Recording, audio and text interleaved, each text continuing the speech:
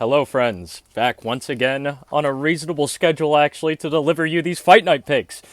And by Fight Night, I, of course, mean UFC Fight Night Tybura versus Spivac 2. Okay, the main event is going to be a rematch between Marcin Tybura and Sergey Spivac. We'll get to that when we get to that, though. Starting off with the early prelims. Actually, before we even start off with the early prelims, I want to say this card is very interesting, to say the least. When I first saw this card, actually, a little bit of my reaction is in the end of my recap video from last week's fights. I was like, this is a dog shit card. My first and honest reaction was, Jesus Christ, man. This is like, not scraping the bottom of the barrel, but it's just like a super filler card. Super filler fight night. But as with the first early prelim, with the first prelim matchup, there's a lot more that meets the eye to this fight card, I think, actually. A bit of an onion card. That might be something I'm going to start on this channel. An onion card. There's layers to this card. There's layers to these fights. Without further ado, starting off with the first bout, women's strawweight bout, Stephanie Luciano versus Talita Alencar. 2, actually. This is also a rematch. But this rematch never happened in the UFC. They first met on the Contender Series, on the Dana White Contender Series. And Talita Alencar actually won... No, excuse me. I misspoke really badly. It was a draw. It ended as a draw. Now, both women in that fight were able to actually show their skill set and use their skill set, impose their game on their opponent, just at different times of the fight. For the first 2 rounds, pretty much, Talita's able to lead the dance, and it's not really with striking, actually. I think Luciano is a better striker than Talita. If you read in the Tapology forums, you got people saying that she's a dogshit striker. That's not the case at all. She's not the best. Stephanie Luciano isn't like a Golden Gloves or isn't an insane striker, but she's a notably better striker than Talita Alencar. That was one of the most notable things, one of the most standout things from their first fight on the Dana White Contender Series. But what led Talita to some success really was her grappling. She is a much better grappler, especially a much better transitional grappler than Stephanie Luciano. Now, here's the thing that almost led to here's the thing that almost led to neither of these chicks being in the UFC, or rather, Talita Alencar not being in the UFC. Talita Alencar gassed badly. She gassed so bad versus Stephanie Luciano, and that wouldn't be the first time. In her actual UFC debut versus, I believe her name was Rayanne Amanda. Last name might be wrong, but the first name's definitely Rayanne, and last name starting with an A. Again, she won that fight. That was a kind of controversial fight, actually, if I remember. Some people didn't think that she won that fight.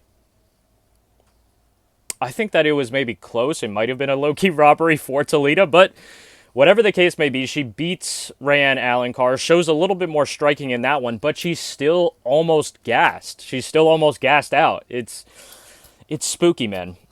It's spooky. Ultimately, I think it's going to come down to Stephanie Luciano is much younger than Talita Alencar, and I'm gambling, not literally, but I'm rolling the dice on Luciano making massive adjustments in her game, specifically tailored to this matchup, to this rematch. I think Stephanie Luciano, if you watch their first fight, she seems like the better fighter already, just off rip, but hey, I don't really know. Like, it's tough because Talita could have also equally made changes, made just little adjustments, and she'll win this fight, and it's going to be painful to watch. She's just going to control her. It's going to be a calm decision. It could go like that. It really could go like that. I don't think it's going to go like that the second time, though. I think Stephanie Luciano, she's going to let the hands fly a little bit more early. She's going to be ready for what Talita Alencar has to offer. These women have met before. Like I said, there's a lot more to this fight than meets the eye, for real. And she has a big size advantage. That was the thing, too. Stephanie's not only younger, but she has a big size advantage over Talita Alencar. Talita Alencar is pretty tiny, actually. Below it, she's 5'1" with a 58.5-inch reach. You heard that right, 58.5-inch reach. Compared to Stephanie Luciano, who is 24 years old, 5'6", with a 66.5-inch reach. I think that wraps that one up. I'm going with Stephanie Luciano for the first fight. Moving on to our second bout of the night. Second prelim men's featherweight bout. Jarno Errens versus Youssef Zalal. I think this fight is actually a lot spookier than it seems. The odds makers were fried with this one. I think the odds for a lot of these fights are actually kind of wide, but Youssef Zalal, he's the rightful favorite. I do think he's also going to win this fight. Possibly by submission, but I just think he's a little bit better, a little bit snappier, a little bit faster, than a more impressive fighter than Jarno Errens. Jarno Errens also low-key has some bad losses, like some really fucking bad losses. Youssef Zalal doesn't have the best losses also, but he has better losses. He's also been in the UFC before. If you're not if you're not aware of this, this is his second UFC run. He's been doing good since he got kicked out of the UFC. They brought him back now. He did go on a bad skid in the UFC. But he's fought notable opponents, and besides the decent losses, he also has some decent wins. Like, I almost said like Ilia Topuria. He didn't beat Ilia Topuria. He lost a decision, but he didn't get finished by Ilia Topuria. It wasn't anything crazy. We can live with that. I can live with that. And that's ultimately the foundation of the Youssef Zalal pick. Moving on. Men's heavyweight bout. Karl Williams versus Jhonata Diniz, man. I picked Jhonata Diniz to smoke Austin Lane. He smoked Austin Lane. It's always a pleasure to see Austin Lane get knocked out. But I don't know if he'll pick up a knockout here. It's entirely possible. I do think Jhonata Diniz might be the more dangerous striker, specifically boxer, than Karl Williams. But Karl Williams' grappling game is much... The gap between Karl Williams and Jhonata Diniz in grappling is bigger than it is in striking. It's a lot bigger. So as long as Karl Williams can actually get the fight to the ground, it should be a wrap. It should be calm. I actually think this fight is pretty logical, but you know how that shit goes. Karl Williams being the much more well-rounded fighter, 3-0 in the UFC right now. Both of these dudes pretty even physically. Karl Williams 1 year older at 34 years old. Also 1 inch shorter at 6'3". Jhonata Diniz coming in at 6'4", with a half-inch reach advantage at 79.5-inch reaches for Jhonata Diniz. Like I said, this is kind of an El Clasico matchup. Jhonata Diniz, a lot more of a striker. Karl Williams, a lot more of a grappler. But not only a grappler, you know.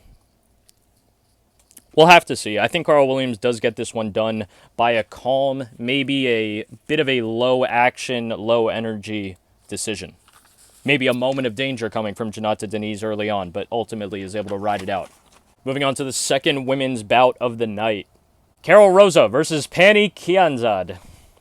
I actually don't remember if I've seen Pannie Kianzad fight. She sounds familiar. Definitely seen Karol Rosa, though, and Karol Rosa is going to be the pick for this one. You might ask why, because some people actually are fairly confident in Pannie Kianzad in this matchup specifically. I think that makes sense, too. I don't think that's, like, stupid or anything. Both of these women are on kind of skids in their careers. Not really Karol Rosa, actually. She's not on... Pannie is definitely in a skid. Going back, though, I think Karol Rosa is the more lethal fighter. I think if someone is going to get finished in this fight, it's going to be Pannie. Karol's going to pick up the finish. I think Karol's a better striker. Grappling, maybe not, but I don't think the grappling is going to be too much at play here. Karol Rosa's shown us that she's a decent striker. You know, she has some power. Coming off a loss, but fuck it. Karol Rosa is the pick, nice and quick. Moving on to a fight that I'm actually extremely excited about. And it's probably our first spooky hours of the night. First spooky hours fight of the night, which is Danny Left-Handed God Barlow versus Nikolai Veretennikov. I hope I said that right. Veretennikov. Nikolai Veretennikov versus Danny Left-Handed God Barlow. Danny Barlow is very good. He's extremely fast. And he is a very slick and lethal counter striker, as shown in the Josh Quinlan fight. But what the Josh Quinlan fight also showed us is that he can be hit. Josh Quinlan was able to blitz in multiple times and land on Danny Barlow. Even cut him open at one point, if I'm not mistaken. And when I was researching this fight, I actually did do a little bit of research this week, I will admit. I watched some tape, specifically also on Nikolai Veretennikov. We're just going to say Nikolai.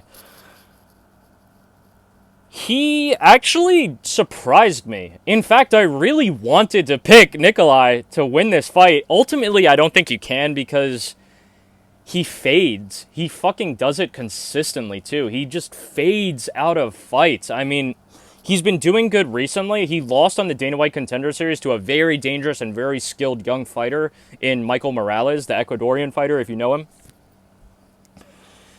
And it actually was a lot closer of a fight than I would have thought, ultimately. There were even moments where Nikolai was pressing the pace and actually landing on Michael himself, but then he faded in the third round hard. Like, he was just watching himself get hit. He has a chin, don't get me wrong, so he can take some strikes, but I really, really, really...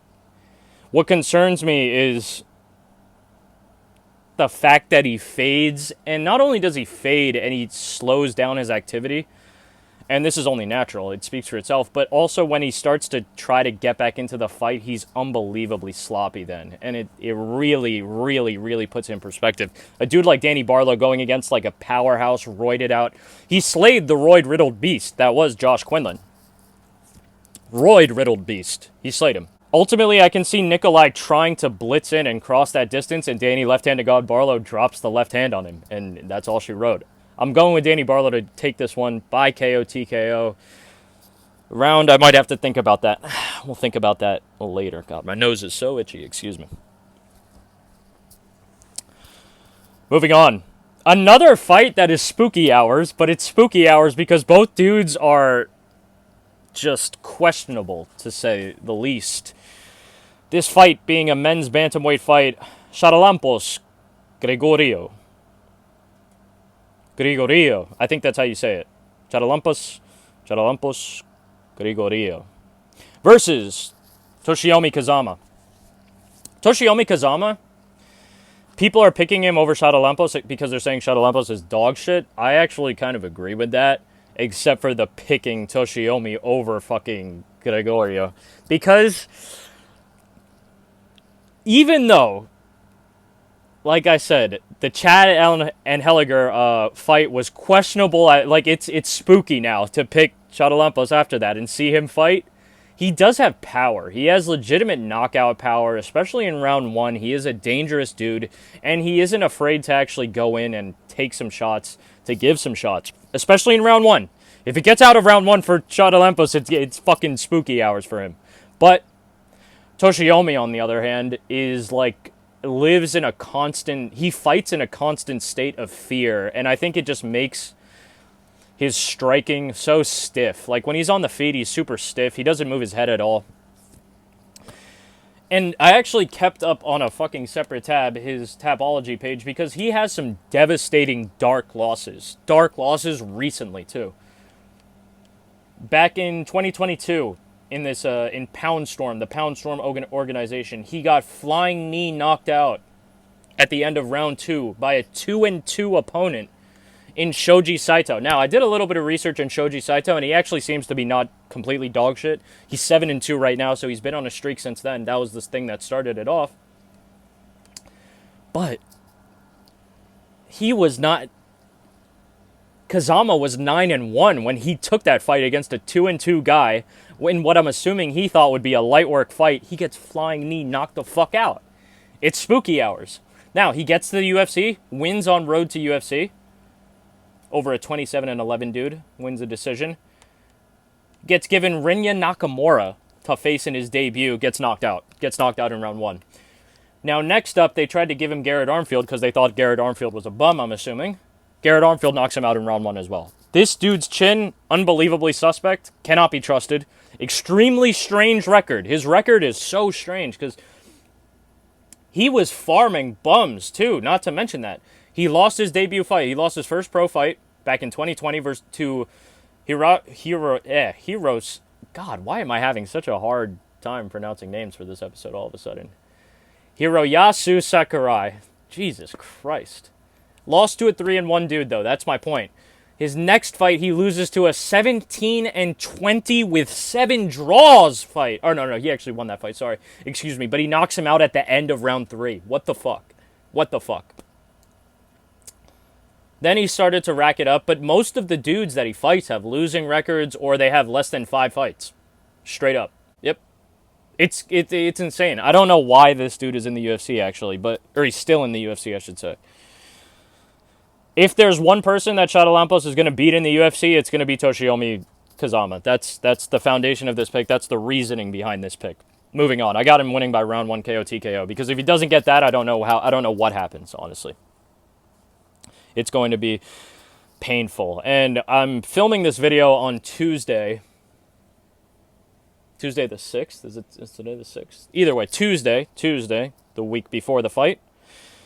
As I was doing my research for the picks and making the picks, Alan Nascimento versus Rafael Filo gets fucking canceled. And that was one of the fights I was actually looking forward to the most on this whole goddamn card. It's a shame that this fight got canceled for real, because not only did that fight get canceled, there was about a 30-minute period where after that fight being canceled, Chris Gutierrez's fight had fucking fell out. And that had made Yana Santos versus Chelsea Chandler the featured fight on the main card, which is pretty much the UFC slapping us in the face with a smile. It's brutal as fuck. Chelsea Chandler should not even be on the main card, period. Yana Santos has earned it somewhat, at least by having multiple fights in the UFC. She's earned being on the main card, at least. But fucking Chelsea Chandler hasn't done shit. Her most famous... People know her most for, if I had to guess, is the chase scene. That's really what I remember her for. It's one of the best chase scenes in the UFC, but we'll get to that when we get to that. Alan Nascimento versus Rafael Filo, that got canceled. I would have picked Rafael Filo, actually, as a nice underdog. I think he would have taken that one calmly, but moving on. To Yana Santos versus Chelsea Chandler. Chelsea Chandler, this is kind of an emotional... It's 50% emotional and 50% principle. I will never, ever fucking pick Chelsea Chandler to win a fight after watching the Norma Dumont fight. And I picked Norma Dumont to beat her, but from what I saw in that fight, never again. Never again, never again, never again. She's a big girl, Chelsea Chandler, but Yana Santos is actually not too small herself. Yana Santos also has featherweight fights under her belt and featherweight wins under her belt. Granted, she's been on a bit of a skid, but I'm going with Yana Santos. Again, I cannot fucking pick Chelsea Chandler. I'm going to put in the chase scene. It's going to make you scream if you haven't seen it. You're going to be like, what the fuck? How have I never seen that before? But that's only to the people who really don't watch, who don't watch that many fights, or who never watch women's fights. You won't know about Chelsea Chandler, and there's a good reason for that. There is a good fucking reason for that, man. She's still very green, very untested, questionable heart. That's what I'm saying. It's one thing to have a questionable chin, a questionable striking game, a questionable ground game, but if your heart, if your spirit, if your fighting spirit is in question for me, that's already a big no-no. The only thing I think that Chelsea Chandler has going for her is power, because specifically Yana Santos, I think, is going to have her number in this matchup. Both chicks are coming in at 5'8". Yana Santos with a half-inch reach advantage. I think that maybe she's a teensy-weensy less stronger with strikes, but Chelsea Chandler, when she panics, when she thinks that she's in trouble, go watch the Josiane Nunes fight if you really want to see some examples of this. Josiane Nunes is unbelievably smaller than Chelsea Chandler. Chelsea Chandler is trying to be a fucking weight bully in the bantamweight division, even though this fight is in the bantamweight division against another weight bully. She would get cracked by Josiane Nunes and cover up and then try to clinch. You can't clinch against Yana Santos, actually. I think that's one of her strongest attributes is her clinch game. I think this fight is going to be determined in the clinch. And I think Yana Santos is going to surprise a lot of people. I might end up looking like a fool for that, but I'm willing to take that risk because I see a lot of people picking Chelsea Chandler right now. Even though she's still an underdog, I see a lot of picks channels specifically making the Chelsea Chandler pick. And that might end up being a fantastic little underdog pick on a card that otherwise really you have to go with the favorites. But I don't think so, man. I think Yana Santos is about to surprise a lot of people. I think her striking defense is questionable, but she actually is a good clinch fighter. A good clinch fighter. She comes in hot, but that's the thing. Chelsea Chandler doesn't like that. She really doesn't like that. If you're coming in hot on Chelsea Chandler and pressing her and you can land one time, it doesn't even have to be hard, she's going to start backing up and getting hit against the cage. Look at the Josiane Nunes fight, man. Yeah, Yana Santos, very calm. I think she's just a really bad style for Chelsea Chandler. Now, if Yana Santos hops around and is just fucking tweaking out, twitching and jumping back and forth on the outside, completely out of range for half of the fight, I'll be pissed as all hell, and you'll be hearing me call for Yana Santos' head. But here's to that not happening, okay? Here's to that not happening. Let's get that out of here. Get that bad vibe out of here. Moving on. Men's featherweight bout. Again, Chepe Mariscal versus Damon Jackson. Crack rock fight. Some of these fights are actually going to be out of order because, like I said, I was writing down these fights. Some fights got rescheduled, rebooked. Chris Gutierrez was able to get an opponent before I finished researching them. And we're going to move on to that one next.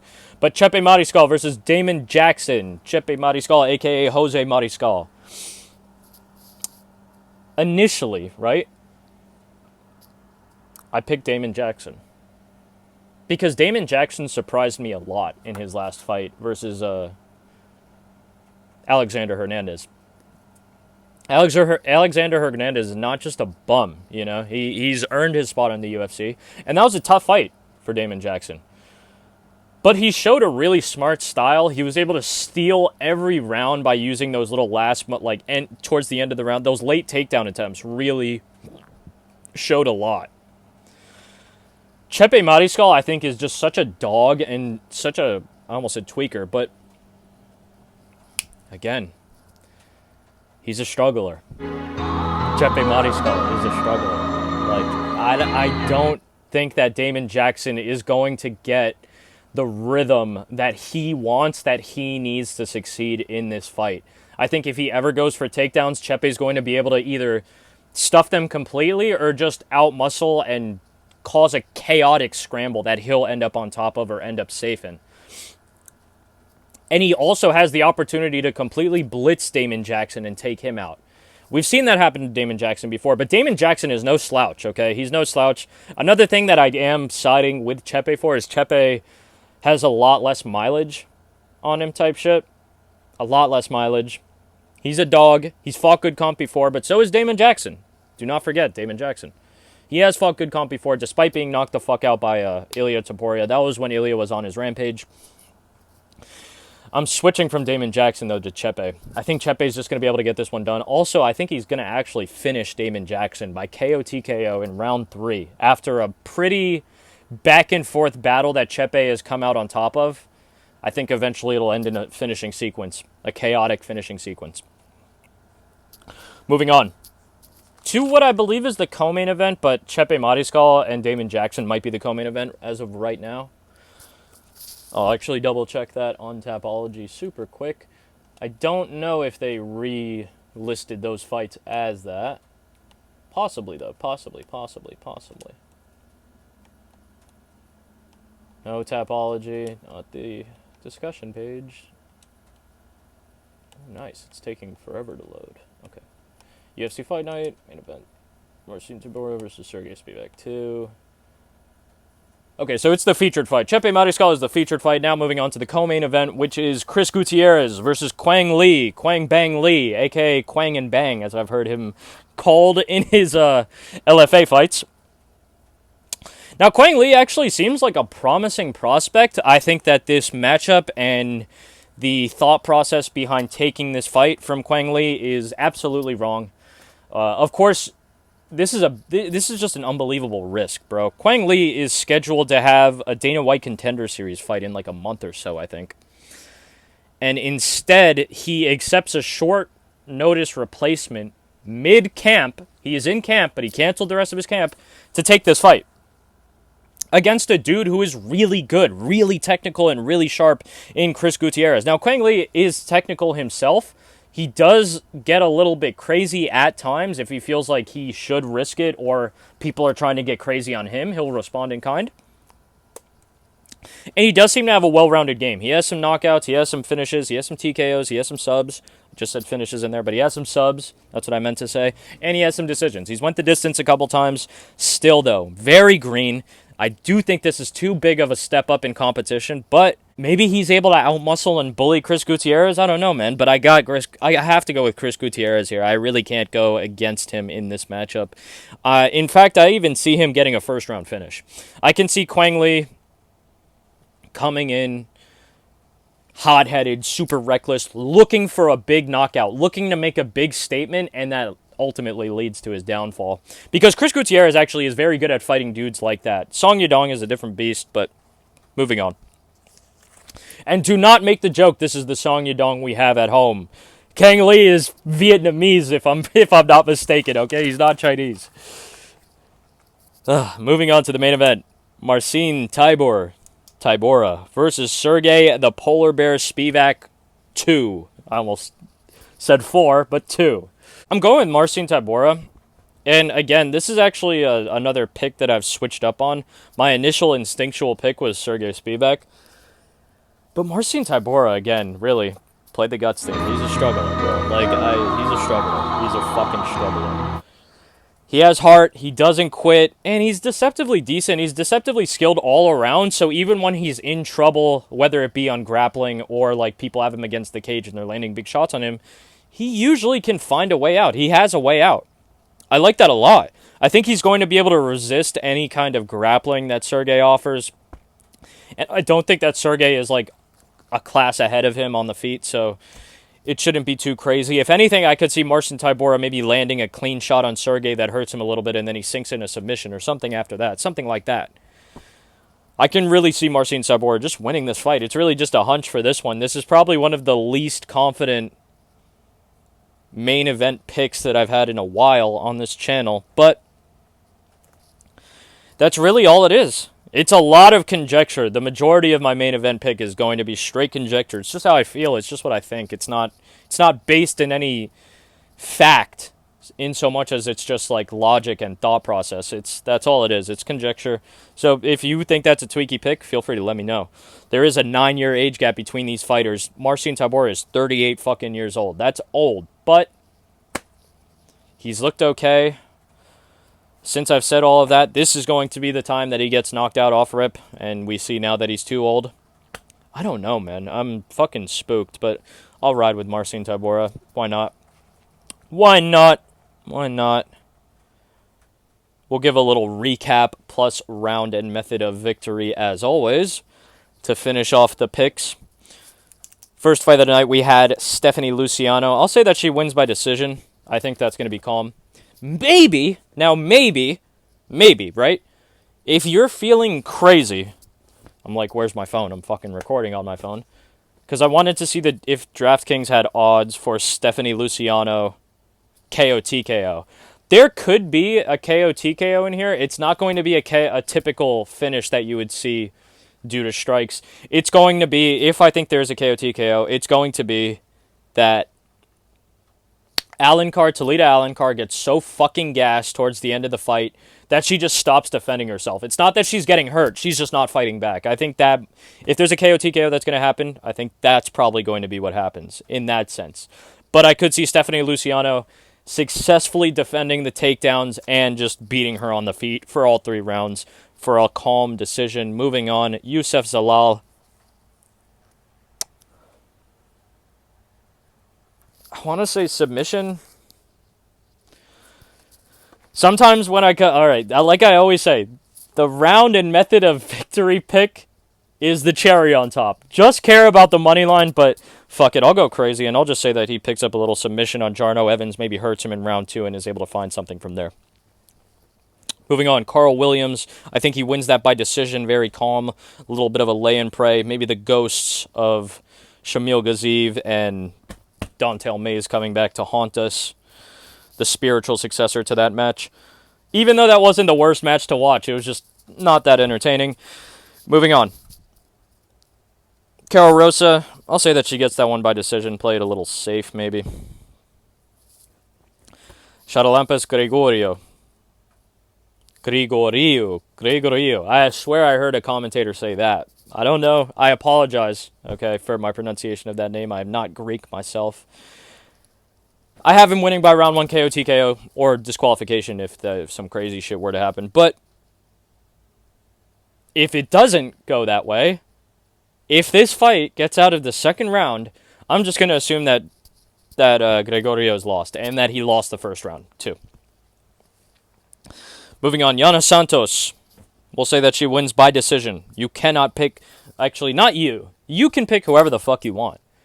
I cannot pick Chelsea Chandler. And I will never, ever... Chelsea Chandler could go on a 7-fight winning streak, fucking 5 knockouts, 2 submissions. And I mean knockouts, knocking people unconscious. And then fight for the belt. I'm still not picking her. She can knock out Yana Santos, go on that 7-fight win streak that I just talked about with all the finishes, have a rematch with Yana Santos for the belt, and I'll still pick Yana Santos. I don't give a fuck. I don't give a fuck. I cannot pick Chelsea Chandler, man. My body, my mind won't let me do it.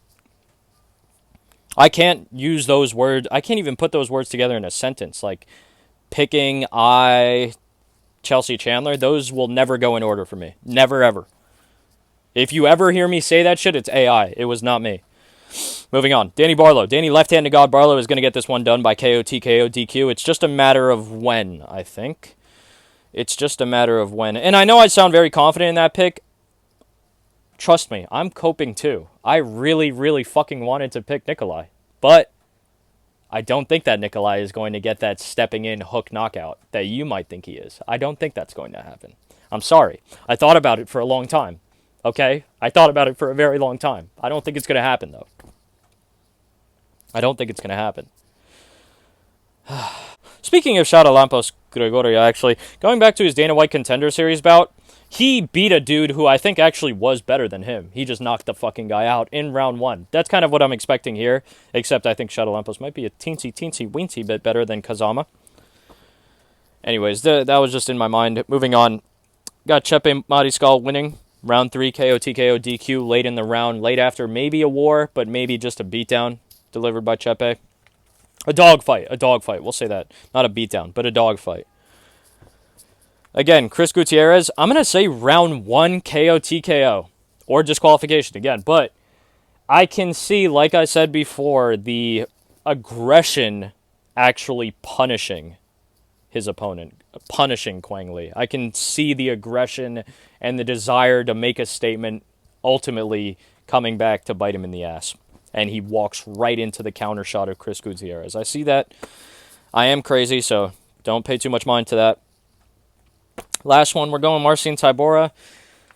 If he wins, how does he win? I could see him picking up a finish by KO TKO. I could also see him winning a decision. In fact, I don't really see Sergey Spivac winning this decision, a 5-round decision.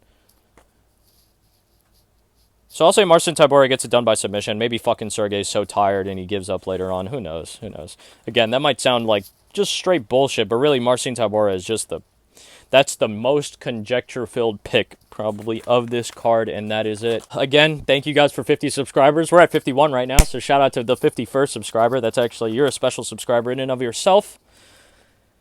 There will be the first Not Nice Cole fight companion. We'll just call it as it is. There will be the first fight companion for this Saturday's fights.